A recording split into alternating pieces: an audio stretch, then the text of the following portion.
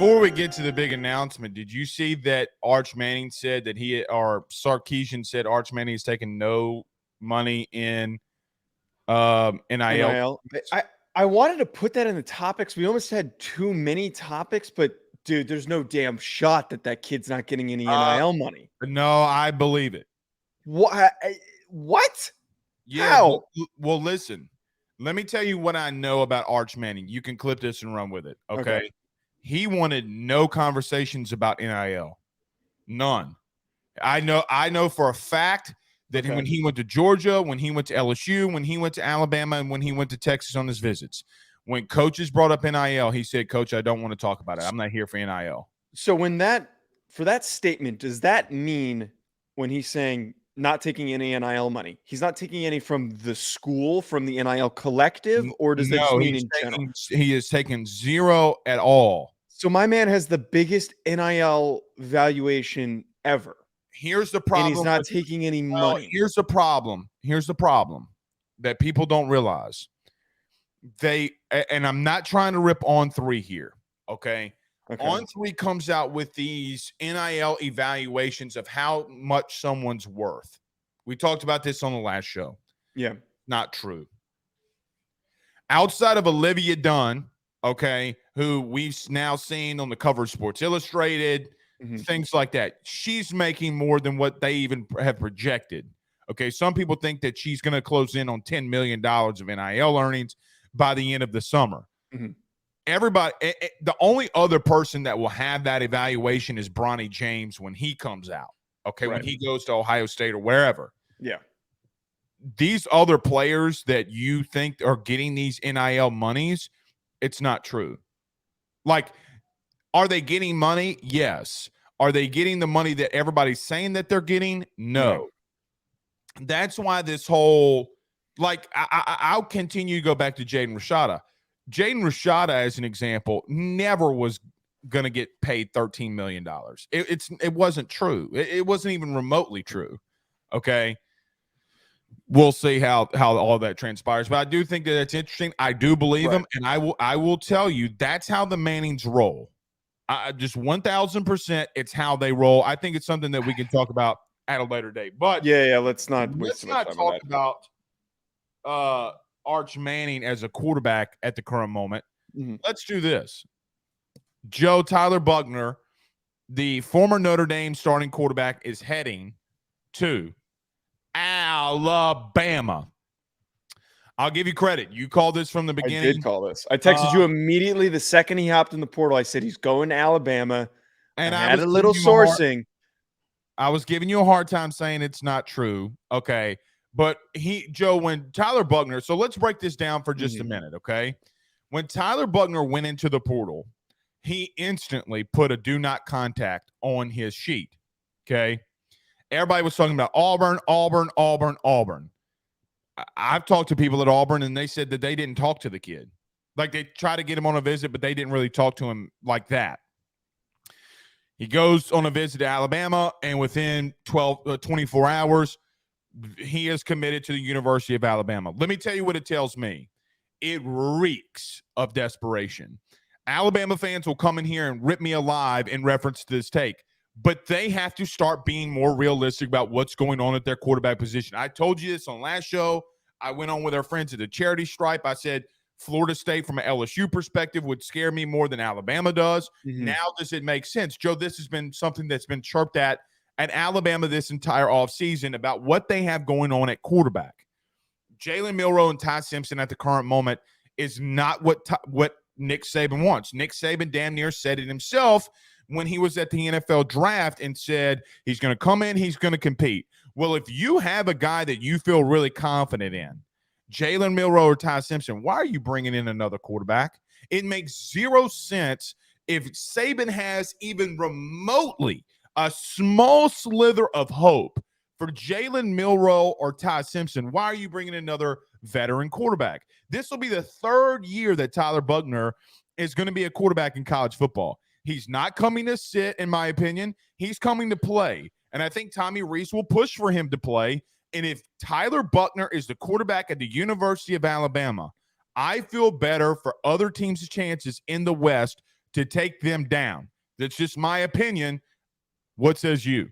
Yeah, to be extremely blatant, look, he doesn't transfer to Alabama to not play. I really do think he is going to be maybe not the day one starter, but a starter at some point this upcoming season. He's not making that decision to go to Alabama to be a backup. And I know that he was recruited by Tommy Rees. He's got all these ties to Tommy Rees. He's not going to that situation, a program that prestigious with that many accolades, the biggest and most recognizable program in college football.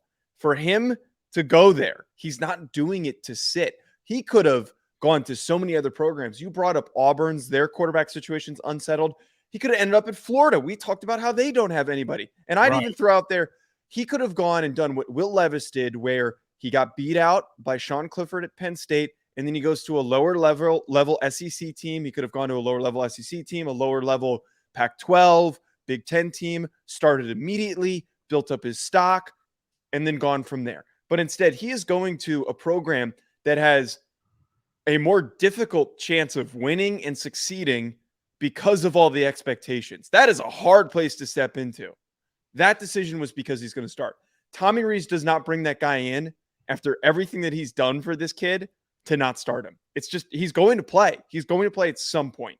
Well, and I agree. Do you think Tyler Buchner wants to give up on football? I don't. No. I don't think, so like you mentioned, he could have easily been the starter at Florida. Easily. He would have been out, he would have beat out Graham Mertz. And look, Billy Napier loves a running quarterback. It would have been a better fit for him, in my opinion, than Alabama would have been. He could have gone out to the Pac-12. He could have gone to the ACC somewhere. There's so many teams that he could have gone to, right? He decided not to. The first and only thing that he did was go to Tommy Rees in Alabama because, in my personal opinion, he is going to Joe. It's hard. Name a time that a transfer quarterback has gone into anywhere, like a higher name transfer quarterback, right? Like a predominant name. I think Tyler Buchner is a prominent name because he was the starter at Notre Dame last season before he got hurt. And he was also, many people don't really know this about the whole situation with Tyler Buchner. He was a 4-star recruit. He was the 14th ranked quarterback in the class. He was the highest rated quarterback in the class, was he not? Or second highest rated? He was not, but here's the thing with him. A lot of people believe because of COVID, he didn't get to play in California his senior year. A lot of people believe that if he did play, I know a lot of people didn't get to play, but a lot of people thought that his progress was trending so far forward as a recruit that he would have been one of the top quarterbacks in that class. So the talent is recognizable. A lot of people recognize that Buchner has the talent. He just didn't actualize it. He didn't bring it to the field. No, the running is actual. Okay, yes. Not the throwing. Absolutely. You cut me off, so I forgot my point. But I agree with you that I just don't understand the move if he's not going to start. You said that you don't think he's going to start immediately. But like I was mentioning, he might not start immediately. Name a high-profile quarterback with a bigger name that has gone somewhere. Look, we've seen multiple teams take in big-time transfer quarterbacks. It literally just happened at the school that Tyler Buchner was at and Sam Hartman. Okay? Name a time that those guys haven't come in and start. Bo Nix goes to Oregon. Jane Daniels goes to LSU. Will Levis goes to Kentucky. Name the times that it's happened. I mean, for crying out loud, I know that he wasn't necessarily the starter the time that he went back, but Stetson Bennett even went back to Georgia, for crying out loud, and he would wind up being the guy, obviously, that started for them. Yeah. I just don't know. Hendon Hooker is a prime example of you don't have faith in a quarterback, and then you bring in another dude, and he winds up being the guy. I think that they're going to battle it out. Here's what I said this last show. And I think it's going to happen. Now, Jalen Milroe came out. Let me back up. Jalen Milroe's camp came out and said that he's not transferring. He wants to compete. Ty Simpson's leaving. What quarterback is leaving? Now, the Lonergan kid is not going to leave. No. He was the freshman quarterback, the midterm enrollee. He's going to play both football and baseball. He's not leaving. I don't think Eli Holstein is leaving. No. Okay, the kid from Louisiana. So Is it going to be Milroe? Is it going to be Simpson? And it's obviously not going to be Buchner. I just think, Joe, that he's going to play a lot and he's going to start, and they might even battle it out. I think that there's a really big scenario week one that they roll 2 quarterbacks out there and say, let the best man win. But regardless if it's Milroe or regardless if it's Buchner, and quite honestly, regardless if it's Ty Simpson, am I supposed to be scared? Like, name a team right now that's scared of Alabama. Now, here's a caveat. And here's the flip side of that coin. Alabama has got is you know this, and I know. I think they're going to be better defensively from an athletic standpoint. Yeah. Okay, that's with getting Will Anderson out of there. I get it. I think that they're going to get better, and they have a really good class. They have They have a true freshman running back they think is going to start. Who do you have a receiver? You're talking about not Isaiah Foskey. Who's the Proctor? Coming in and starting at left tackle. Joe, when you had that many freshmen out there, you start having question marks. I just don't understand this move. And I think it's a real legitimate question to ask if Saban is slipping. Now, well, so I actually, so like on that point, that was like the first thing that came into my head was this is a pretty strong indicator, and we're going to find out if it works out. Why is Saban giving Tommy Rees this much pull? Because this is a significant pull to go and grab the guy that you really liked, that you recruited to come and play for you at your current school. Like, do you really trust Tommy Rees that much after he hasn't proven anything? That's what I don't fully understand is like, why are you going with his instinct? Again, you're not going to bring him in for good competition for the job. Buchner's not going there if he wasn't guaranteed some sort of playing time. He's not, because him transferring out is difficult now. It's very difficult. What do you mean by that? Expand on that. Well, don't the transfer rules prevent him from bouncing to another spot without having to sit? I don't feel the transfer rules are really confusing. Yeah, I mean, so in theory, by the book, you're correct.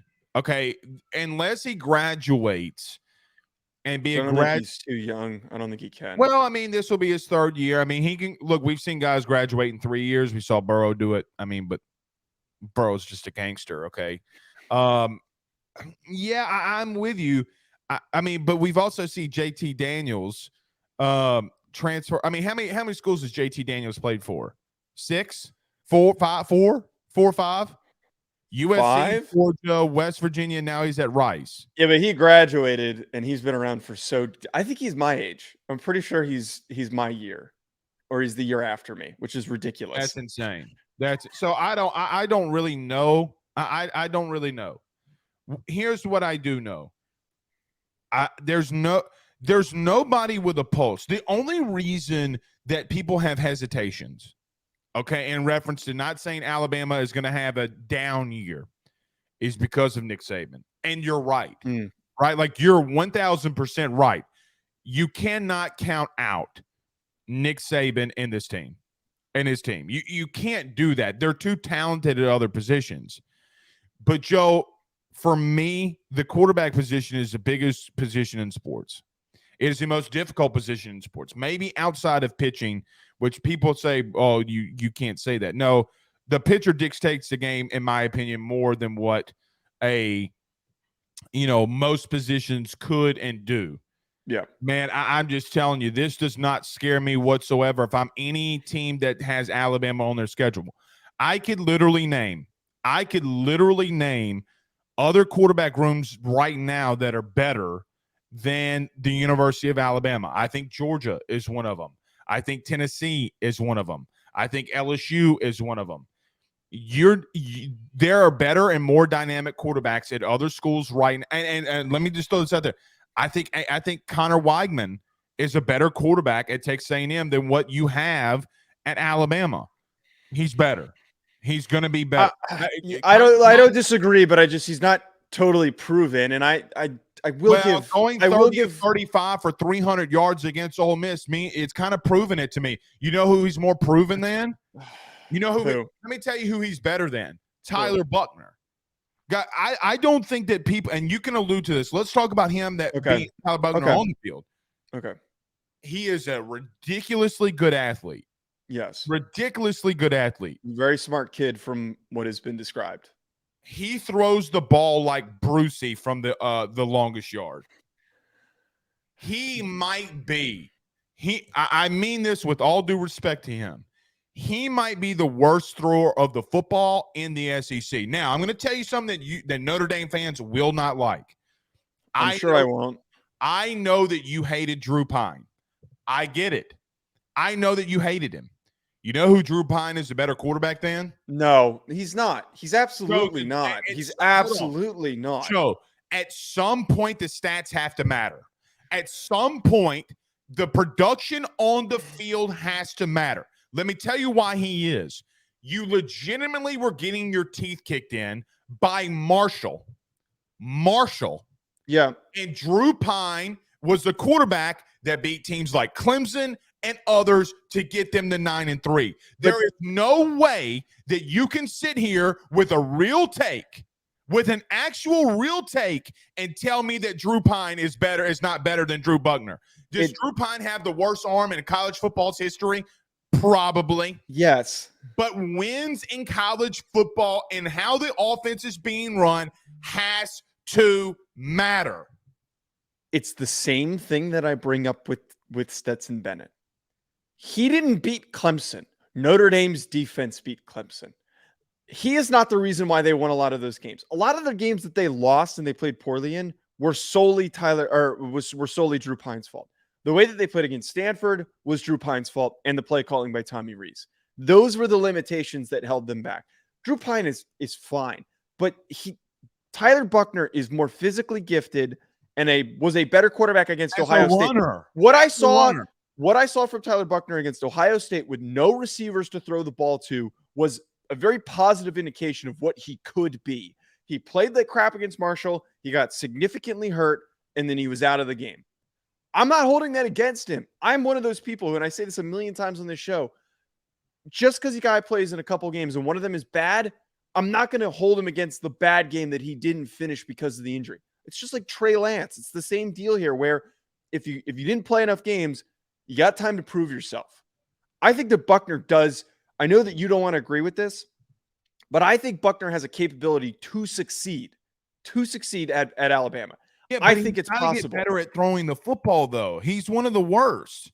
I don't disagree, but he's one of those players who, if Tommy Rees, and he's not going to, but if Tommy Rees knows how to set him up properly, kind of actually what they did in the South Carolina game where they used him as a runner very effectively.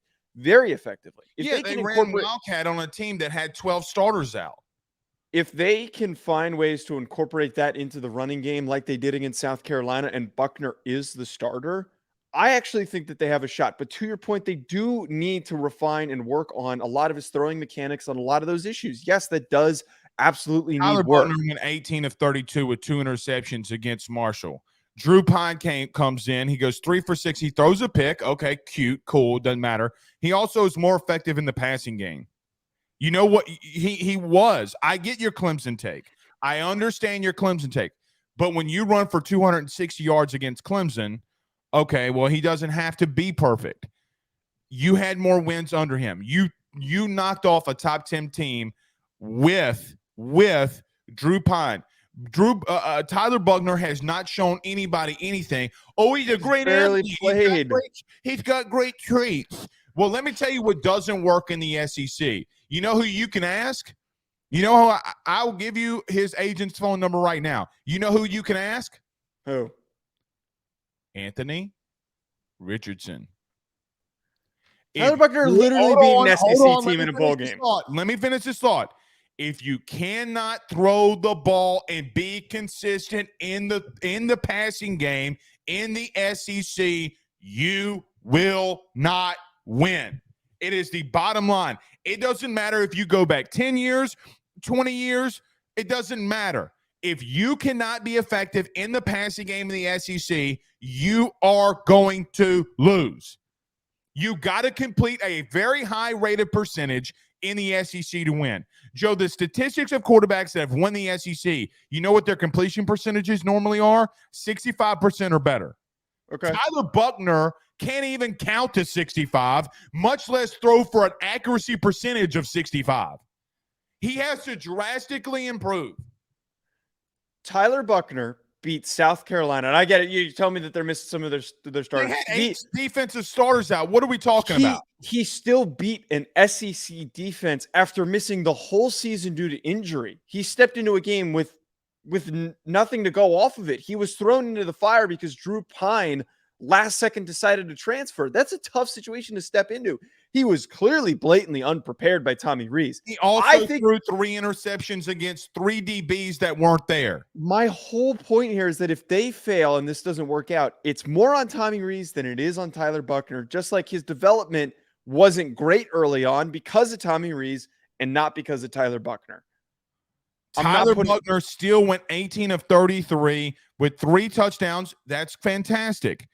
He also threw 3 interceptions. He is a turnover machine.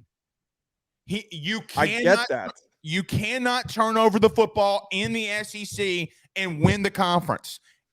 That is just let me ask you this question. Do you think South Carolina with 12 dudes missing is better than what he'll see in the West? I know you hate A&M. They were the number 1 team in the country in passing yards allowed. Do you think he's going to get better against LSU? Do you think that Arkansas, who also runs the football at a high clip, that it gets any easier? Do you think that Auburn, God forbid, if Hugh Freeze figures something out at Auburn offensively and they're scoring at a high rate of pace, do you really going to sit here and tell me that Tyler Buchner can go blow for blow with Hugh Freeze? Pause. He cannot do that.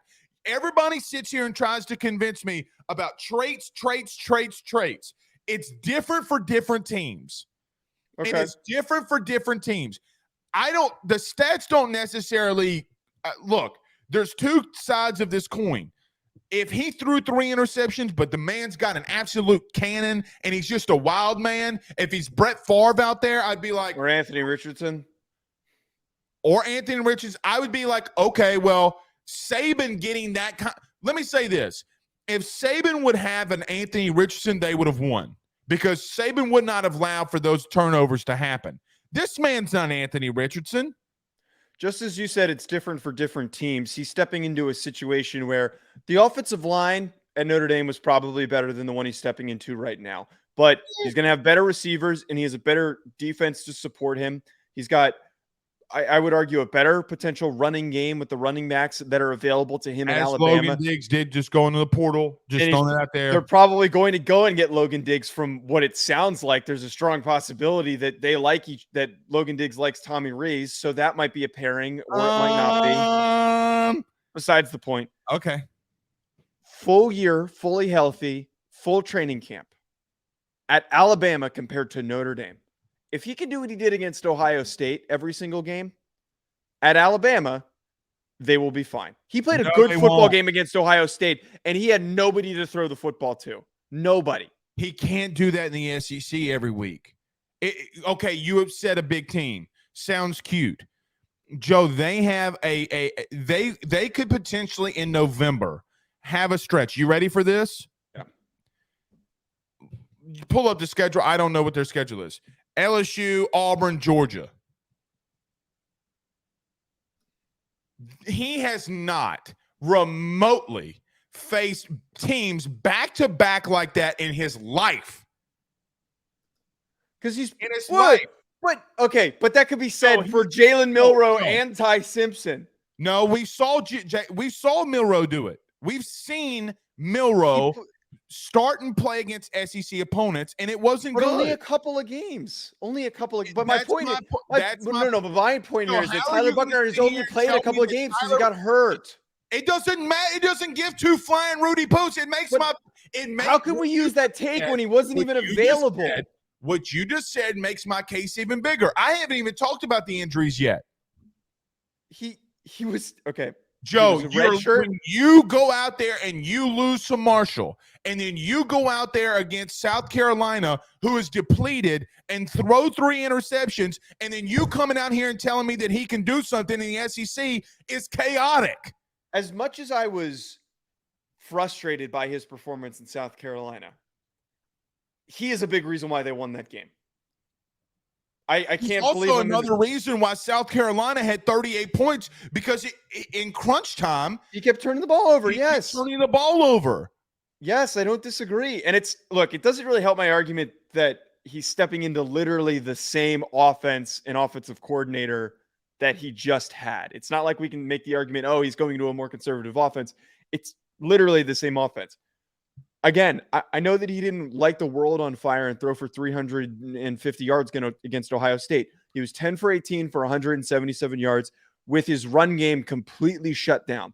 Audric Estime didn't even go over 30 yards, and he was one of the better running backs in college football last year, statistically. They shut down Ohio State, took out the run game. That's not happening in Alabama. Okay. They're not taking the run game out of the against Alabama on a week-to-week basis. That's not happening. Hold on. Not necessarily true. In 2021, Alabama had a game where they only had 6 rushing yards. 6. It's possible, but my point is that more than possible. There's more talented available running backs, and I think no, buddy, no. Okay. Joe, his competition is he gaining talent at Alabama? Yes. Yes. Is he also playing tougher opponents? Yes. Yes.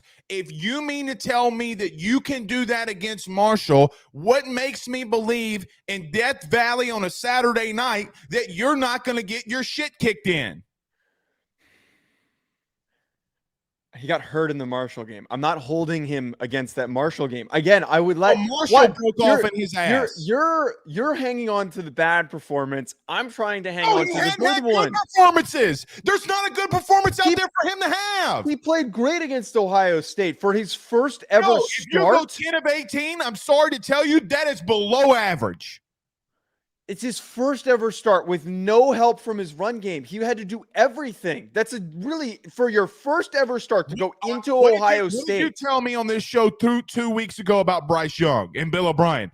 He had to do everything. What makes it change at Alabama now? He's not Bryce Young, though. But that's my point. Bryce Young, with that same talent, had to do everything.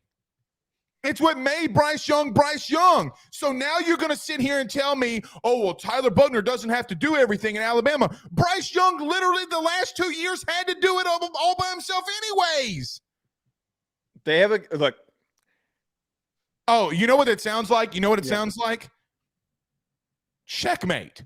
It's not a checkmate. That's not a checkmate. Look, I'm standing by my point here. I'm not saying that the kid's going to win the Heisman. That's not at all what I'm saying. I'm saying that he can be a serviceable quarterback with some of the dorks that have played that position in Alabama. Buddy. What do you mean? Jake Coker won them a national championship. Jake Coker had 4 straight games of 300+ in yards with 3 touchdowns. Because of the supporting cast around him. It was all name the people he had around him. I'm not going to remember that off the top of my head. I was in high school. You know who his leading receiver was? His big go-to weapon. You ready? O.J. Howard. O.J. Howard was a first-round pick. I mean, he did have Derrick Henry, that's a terrible counterpoint. Okay.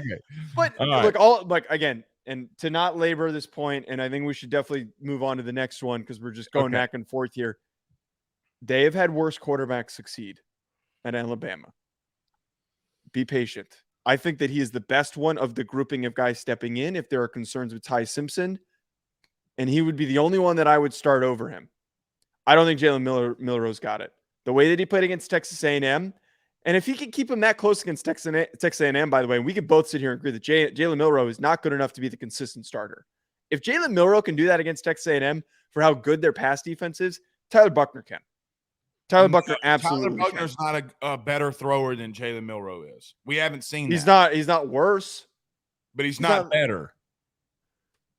Jalen Milroe's a better athlete than Buchner is. I have enough. Buchner's a great athlete, but Jalen Milroe's going to go into the combine and run a 4.3 something, And then you're going to Anthony Richardson me this thing if he starts this year and say, the traits, Mr. Blake. Milroe's not getting invited to the combine unless he transfers somewhere else and is a starter somewhere else. You don't know that. Well, if he's going to get beat out for this job, we just spent the whole time talking about how Buchner's going to probably come in and beat him out. My only thing is that the SEC is a gauntlet, and when you when you throw that many have that many turnovers. I mean, Joe, he had 5 turnovers against South Carolina. South Carolina was one of. Let me finish this point, and then we'll move on to Will Levis. Okay. All right. Here's the quarterbacks in the league that in no specific order, think are better than him. Okay, you ready? I think Connor Weigman is better than him. I think Jaden Daniels is better than him. I think that Garrett Nussmeier is better than him. I think that Sanders is better than him. I think that Jackson Dart is better than him. I think KJ Jefferson's better than him. I think these are all guys that have started a lot of games. Hold on. Okay, I think Milton is better than him. I think Nico is better than him. And maybe I'll throw in Spencer Rattler. I think Spencer Rattler and Drew Larry are better than him. I don't think Spencer Rattler is like. Hold on, Spencer Rattler, for what it's worth, okay, has shown that he can play in the SEC for a year. Yeah, Butler shows that he can't even go in the play FBS Division II opponents without getting clapped. He would be. Take Spencer Rattler out. Okay. Name whoever. It doesn't matter to me. He's not even. You know who? Will Rogers at Mississippi State. He's not. I don't know if that's a foregone conclusion. Will Rogers is okay. Joe, he's thrown for 10,000 yards in 2 years. What are you talking about? He was in an offense that's sets you think up. that's changing? You think that's? I don't think it is, but like I've watched Will Rogers on tape. He's one of those guys with really inflated numbers. It's just Russell Westbrook is inflated numbers.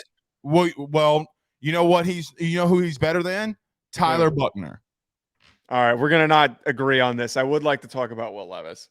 All right, let's talk about Will Levis. So Will Levis did fall into the draft to the second round to the Tennessee Titans. On this platform, on this show, I came out and said that he was telling teams and he was scaring teams. Look, I mean, my sources came to fruition on that one. I think Tennessee's the best place for him. What do you think about Will Levis falling to Tennessee? Yeah, I really agreed with you, and I also certainly believed what you said because he comes off as one of those guys that is way too intense. And some teams get excited about that. Some teams are going to say like, wow, this kid is going to really change stuff for us because he's got the mentality. But another guy who was way too cocky was Josh Rosen. Baker Mayfield was way too cocky. NFL teams want a humble quarterback. They don't want a guy that's so was Tom Brady. So was Peyton Manning. We have 2 stories. Yeah. We have Tom Brady telling Robert Kraft, okay, that I'm the best thing that you've ever done for this franchise. And then Tony Dungy, I mean, not Tony Dungy, Polian, old Polian, not the one that's at LSU. Polian said when they met with Peyton Manning that when they left, he told them, if you take Ryan Leaf over me, I will make your life a living hell for the rest of your life. Let's not act. Okay, that's fair, but I think a lot of times if you're too intense in these meetings, it rubs teams the wrong way. If there are massive question marks for other aspects of your game, and for Will Levis, I know that you've said that you're higher on him than I am. The issues with Will Levis and why I had him projected as a day 2 or would have drafted him as a day 2 pick. I thought he was gonna go earlier. He did not. But the reason why he's a day 2 pick on film, massive arm, the biggest arm in the class, good athlete, moves well. His decision-making is abysmal, and he's played as a starter for 2 years. To watch him on film with some of these throws, some of these picks he's thrown, it's really head-scratching. It's not like a circumstance of where you can see a guy on film and be like, okay, I get that mistake. He's going to correct it. It's something that's fixable. He makes a lot of mistakes where it's like, dude, what are you thinking through here? And somebody who doesn't have that natural processing, that natural feel for the game, there's a legitimate concern because things get faster and more complicated in the NFL the minute you step into it. I will say, though, this does set him up for his best possible situation. I thought he was going to be a bust, but this is probably the most bust-proof situation for him to step into because this is the Kentucky of the NFL in a way where they run the ball really effectively. They do a lot of play action. And they got Tajay Spears. I mean, they're adding to their run game as an example. Exactly. his best year, the year prior to the year he came out, they had a better offensive line and a better run game. He's stepping into a spot where he doesn't need to do everything. He doesn't need to start right away. And then he can move, expand the pocket, throw on the run, use that big arm to hit guys deep downfield. Traylon Burks is a great athlete. He can connect with him. It's a good spot for him. I can't complain. I think that he lucked out. This is what. So look, I agree with you on the round that he goes to. I agree with you on the team. I just don't think he's as bad as some people think that he is. Okay, let me give an example. The Emmanuel Forbes screen pass pick six. That's not on him. It's not on him. It's a play call. Okay, Emmanuel Forbes made a good play. Okay, I think it was against Ole Miss or I forget the team. Of like 35 dropbacks that he had, he was under pressure or got hit 28 of the 35 times. I'm just throwing the number out there, but I listened to the stat yesterday. Joe, he broke his finger, and his finger on his non-throwing hand literally was pointing this way, right? Yeah. Like it was pointed sideways. Against Ole Miss. Against Ole Miss.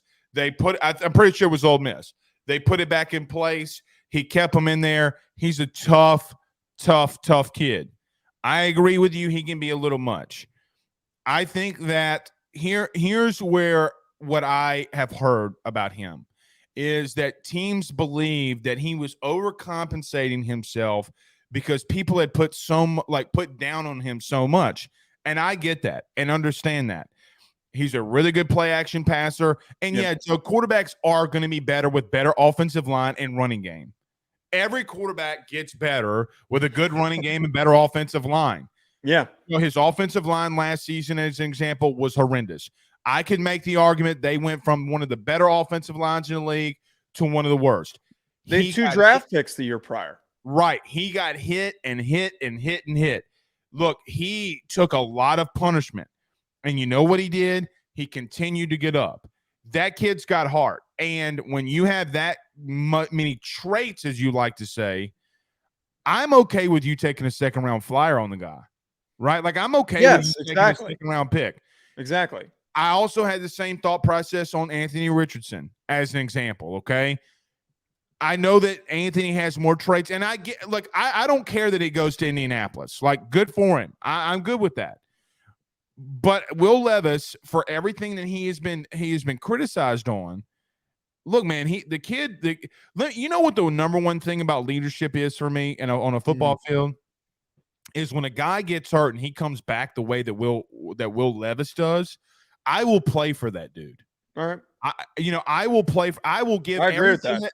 I will give everything that I have when your finger is about to literally rip off, and then you come back against Ole Miss and throw a touchdown pass in excruciating pain. I will fight for that guy. Here's the problem I have with him. Okay. Can he just be calm? Can he learn? Can he sit there and just learn and understand what he needs to do?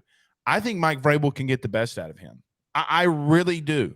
Now, I don't trust Tennessee in reference to molding quarterbacks because Malik Willis was Rudy Poo. But I'm going to rip on you draft guys in a minute about Malik Willis. You all were idiots. I tried to tell you were idiots. You didn't listen to him. Oh, he was at Liberty with Hugh Freeze. We're not all idiots. That was very largely projection. That was extremely largely projection. And some guys don't hit. It was a massive risk, and it didn't make a lot of sense. The reason why he was projected as early as he was because it was a year where there was no quarterback talent. None. Kenny Pickett wasn't even a guarantee to go in the first round.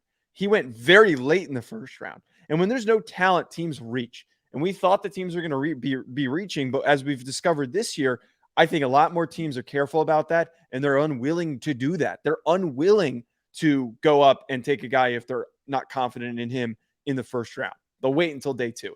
That's the reason for the whole Malik Willis thing. We're not all idiots. Oh, screw you. Yeah, you are. I'm not a hater on Will Levis. I've seen Will Levis take shots and run. I think he's athletic. If you can cut down on some of the bad decisions that he makes, he can be a really good quarterback. The problem that people have is that he made bad decisions, right? Like, that's the big thing on him. He threw a lot of interceptions. You know who else threw a lot of interceptions the year that he came out? Oh. Deshaun Watson. I'm old enough to remember that Deshaun Watson had a season when he won the national championship and he threw for like 18 interceptions. 18. Now, I don't want to talk about everything with him off the field and him at Cleveland, but you know what he was with the Texans. He made some really good decisions. You know who else had a lot of interceptions his first year in the league? Don't say Peyton Manning. Buddy, he threw like 2,900 of them. He's not Peyton Manning, though. You know who else that was a bad decision maker coming out? Who? Brett Favre. Now, what's interesting is Brett Favre was taking this almost the same exact spot, if I'm not mistaken, in the draft that Will Levis was. The same pick. Drew Brees. As much as I love him, and I know a height was a thing, my man threw some picks. Okay? If his decision-making can get better, I'm not completely out on him yet. Here's my reason why, though. I'm not. I have a lot of pause to believe that Will Levis's decision making can improve, because there's a lot of times when you see much worse. Right. There's a lot of times when you see guys on film, quarterbacks, and you try to make sense of, okay, why does this guy throw interceptions? Why does he set his receivers up poorly? Why does he not know what to do and make the right decision from time to time and make bad decisions? Usually you can make sense of it. I've talked about this with Anthony Richardson, that it's clearly because he's green. He's clearly letting the game get too fast for him and things are moving way too quick, and he needs to learn how to compose himself. I legitimately think that Will Levis it's not going on very. Last year was subpar in play calling too. Now it was, but I just don't think there's a lot going on up there. I know that that's like a really mean statement to make, but like I just don't think that he can think quickly enough and effectively enough. I think he just sees an open receiver, he just throws the football. I don't think he thinks things through at all, which is really, really scary. And those guys you named. Go ahead. Sorry, I was just gonna say those guys you named might be good examples. I think Brett Favre is the best example, but I don't know about the other ones, though. Like, I think that those guys at least shows positive ability where they were just trying to do too much, which led to those interceptions. The one thing for me is I go back to that Georgia game 2 years ago, and he was leading them down the field and scoring. Very productive, very efficient.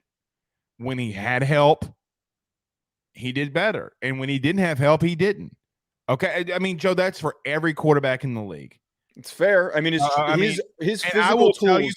I've said this before off air. Okay. Mm-hmm. I had a defensive coordinator in the SEC tell me last year that Kentucky might be the worst offensive play call team in the country. Like they fully believe that. So if that's the case, hey. All right. So let's transition here. I want to get these college football changes on the playoff. Just a quick announcement, I guess. I'll throw this to you. I've already said a lot about Jimmy Lindsey, but Jimmy Lindsey, the defensive line coach from South Carolina, is going to LSU. A lot of LSU fans are pissed off about this because they wanted a big name. They've had some big names in the defensive line, Ed Orgeron being the biggest. What's your thoughts on Jimmy Lindsey to LSU? Yeah, I said this at the beginning of the show. Look, this isn't your defensive coordinator, offensive coordinator hire. You're hiring a defensive line coach. You're also hiring somebody later on in the process. Oftentimes, these things are already going to be pretty solidified. It's going to be hard to attract a big name guy from another program. But look, the guy has a really great track record. He's been a climber over the past couple of years. He went from, I believe what his resume was off the top of my head, he went from Western Kentucky to Illinois to South Carolina to now LSU. I have faith that somebody like this will work out, that they're progressing and moving up the ladder that quickly. This isn't just a half-assed hire like, oh, who's the best available? I think a lot of times coaches like Brian Kelly, and he's done it at Notre Dame. Yes, you're going to go after people that have the proven track record, the NFL background, all of that stuff to fill certain positions. But when you've got enough of those guys on the coaching staff, you could set yourself up to bring in somebody that's young and promising. You have that cushion to bring in somebody like that. I agree with that. I think that's a fantastic take by you. Basically, you said in a better way that I tried to pick last night. You don't know what you don't know is the key takeaway here. You don't know if he's going to be good. Well, here's the thing, though, Joe. The LSU D-line has not been good in a while. They've misevaluated on some guys. I think Jaquelin Roy. Look, you got to get Jaquelin Roy. He's a five-star D lineman in Louisiana. You got to take a shot on him. Okay. But there has been some development issues there. Eiley Gay being one of them. like the best guy that they've had the last 2 years at minimum has been Mekhi Wingo, and he was a transfer from Missouri. Mason Smith's going to be one of those guys, and Harold Perkins. Okay, B.J. Ojulari. But they got to get better in the interior, and he's not alone. John Jancic, who's been a defensive coordinator inside of the SEC before, is going to be right there with him, and he's going to help him, and they're going to grow. He's been with Matt House, the defensive coordinator, before. I think it's going to be an okay hire. More than okay. I think they're going to do better because they're deeper. Okay, they have some depth along this defensive line. Jordan Jefferson, no, not the quarterback at LSU, but Jordan Jefferson, the defensive tackle from West Virginia, he is a run-stuffing machine. You get Mekhi Wingo back, Mason Smith. You know, this is his contract year. Some people believe, even with the ACL, Joe, that he's a top 10 pick. He's that dynamic. He is legitimately DeForest Buchner when healthy. A lot of people, and he plays lower than what DeForest did coming out of Oregon. Let's see how this transpires. I think that they'll do some good things. Yep. Joe, let's transition to college football playoff. 2024 is expanding. Ross Dellinger came out with the most Rudy Poo thing of all time. Joe, they want semifinal games to be played during the midweek. Now, I don't like getting dumped on, but I feel like the NCAA just took a major crap on everything by wanting to play midweek playoff semifinal games. I get it's during the holidays. I understand all that.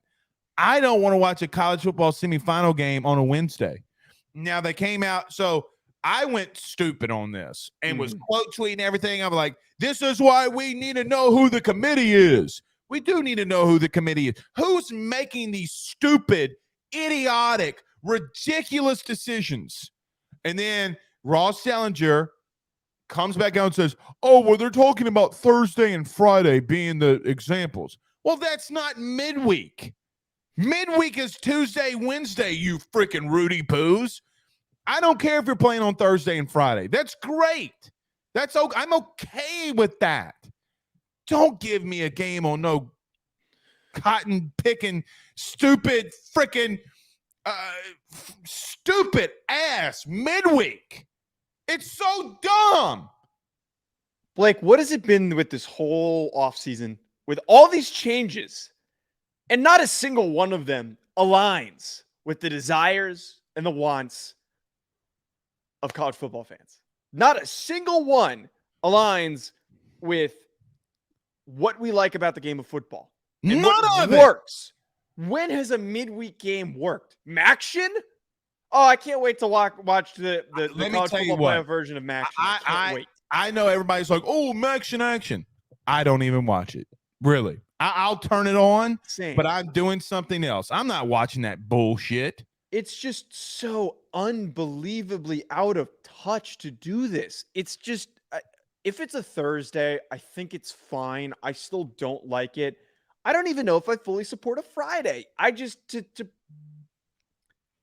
place these games where they are, if it is on a Saturday or a Sunday night, people will watch the games. People will watch the games. No doubt.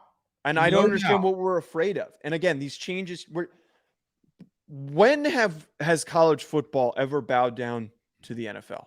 And that's what they've done with the timing rules that they've changed.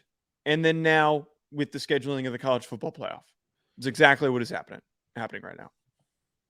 I just don't I don't understand the logic. And this is the thing that I have the issue with the most. I don't even know. You know what, Joe? I think I'm about to go on a crusade. You ready? You want to be a part of my crusade? Oh, absolutely. I want the committee of college football on who are making these type of decisions. I want to know who they are. Who is the face of the college football playoff committee? They're never going to reveal that. We're never going to get that most context. White people thing of all time. How many committees do you have to have? One guy should be making the decision. One guy should be making the decision. That's the truth. Roger Goodell, as much as we crap on him, don't back down to nobody. Makes a decision he stands by. Down to anybody. You know why? You know why the NFL is the most profitable sport in the? I'm not going to say the world because obviously it's soccer, but especially the United States. You know why it's a multi-billion-dollar company? Because they don't back down to anybody. They make unpopular choices. They do things that people don't agree with, and you know what? They don't give a damn what you think about them. Roger Goodell gets booed more than any human being on the face of the planet. And you know what? He just puts his big NFL nuts on the table and says, stop us. I don't understand why we wouldn't want to hire somebody like that to run college football. And I don't know what it would take for that, but it just seems so scared to sit behind this, to sit behind a rule-changing committee. It feels so scared. I want one person to, as you said, put their nuts on the table, make the decisions, say, boo me if you want. I don't care. This is best for college football. Well, this is what I want. If it's not going to be one person, because I don't know if we're going to ever settle on one person. Let's just, for argument's sake, say it like this. I want 5 people in this committee. 5 that are permanent. I want every Power 5 commissioner as the committee. And then I want a rotating group of 5, whoever that may be. I want that to be rotated. And then you can rotate the 5 of the Power 5 team conferences. You can rotate who is the face of these things, meaning making decisions. Okay. Now, the committee can't rule over the conference, but when it comes to a college football playoff, you know what all 5 of them want? You know why they're all going to align? You ready? Why? Because they all want to make money. They all want to make money. Plain and simple. Plain and simple. If Greg Sankey says, guys, we need to play this game on a Thursday because we've done the data and it says it's the best and we've been here, we've done that, we've run the BCS and playoff, we're telling you let's play it on a Thursday not to compete with the NFL. If he says that and they do that, I'm okay with it. If the data backs it up, I am okay with that. See, okay. The only thing though with I don't. My problem is I don't like when these decisions are data driven because like I know how these companies work where they've got teams and teams and teams of analysts. Playing on a Wednesday though is what I'm saying. It would make more sense than playing on a Wednesday. Yes. Yeah. But I like your thought. I think all of the commissioners should be the ones making the decision. It should not be like Joe. Who made this decision on the college football playoff? Who made it? Do you know?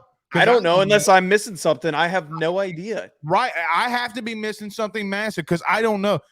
We literally could have ChatGPT the one making this decision. It's quite possible. Artificial intelligence could be making the decision. It's possible. It's quite possible. It is possible. With how erratic and terrible it is, it's quite possible. You know what I think's going on? You know what I think's going on? I think they're going to AskJeeves.com. You remember Ask Jeeves, or are you too young? I'm too young, but is that even still a thing? It's like the British Google. I know what it is. Is that even still a thing? I haven't been on Ask Jeeves since I was in high school when you were in diapers. That's so weird. You were in diapers when I was in high school. Maybe that's a good thing. How old were you in 2008? 10. Oh my God. I wasn't in diapers, but I was 10 years old. Well, that's debatable. The age difference isn't as significant as you make it seem. Maybe not. We're like 8 years apart. It's just because I'm in my early 20s that it seems like I'm a child. Yeah, you're 24. I'm about to be 33. I'm about to be 25, so there's a difference there. Okay. In a month. Okay. In a month. Okay. What are we going to do for your birthday? I don't know. You coming up to New Jersey? Hell no. Actually, I want to go to Tony Soprano's house. It's right by where I grew up. It's not that far away. Caldwell, New Jersey. I want a New York slice of pizza. I want to go to Yankees. That's not hard to find. None of that. I want to go to a Yankees game. If you're willing to spend $200. Do you want it in quarters or hundreds? Just tell me. All right. Quarters would be preferable. Anything else we got going on? No, good. Good show. The Excited to Saints get back to Monday. have traded their pick to. They traded. Did they trade out of this 103 spot? No, they traded to 103. Two. Okay. They traded with the Bears to be the first pick in today's draft. By the way, I not to distract us as we were trying to wrap up. I hate the Kendre Miller pick. By the way, that's a terrible pick. I don't understand why you guys are drafting running backs because we don't have one. Alvin Kamara is going to be suspended for 6 to 8 games. What's the deal with Jamal Williams? So you're drafting this guy to start or to play for 6 games as the second back to Jamal Williams is not an every down back. Yeah, and what they want to do, they got to get somebody out they got somebody that needs. I like the Miller pick. To be honest with you, when I watch him play, he's the most Saints running back I've ever seen. If you watch Saints football, he is. You know who he is? He is a better athlete. PT Cruiser. What was his name? Pierre Thomas. I could see that. And if you get Pierre Thomas, brother, sign me up if you got Pierre Thomas. I mean, if he works out, he works out. I think there's other needs. Like who's? Oh, well, I bet you think that the best pick that they've made is Isaiah Foskey, the Notre Dame guy. Isn't that right? Well, I liked. Yes, because I think he's a good fit. He's a good replacement for Cam Jordan. I said this on Twitter, but the other, I just like you've got one good receiver. You guys need some receivers. Outside of Chris Olave, like are we hoping Michael Thomas somehow returns from the dead? It's a big if. I didn't know Michael Thomas was still in the league. I'm just joking. I think most people would agree with that. We'll see. We'll see. All right, Blake. Good show. Great show. Tyler Buchner is ass. Heisman. All right, listen. Let's end it with this. Right. If Tyler Buchner wins a Heisman next year, I will personally pay to fly you to Baton Rouge and take you to the most expensive. I'll take you to the Supper Club. Deal. Okay, well, hold on. Okay. Because you have not heard what I want. Okay. Wait, if he doesn't win the Heisman, we gotta alter that. If he's benched, how about that? No, because he could easily be benched. Right. So then that's more favorable for everything. All of this is favorable to you. Nothing's favorable for me. No, because if he doesn't win the Heisman and you bet something to me, I'm screwed. That's the point of a bet. Yeah, but I'm not going to agree to this bet because he's not going to win the Heisman. What were you going to offer up? What were you going to tell me I have to? I don't know, but you're not as dumb as I thought you were. All right. I'm not.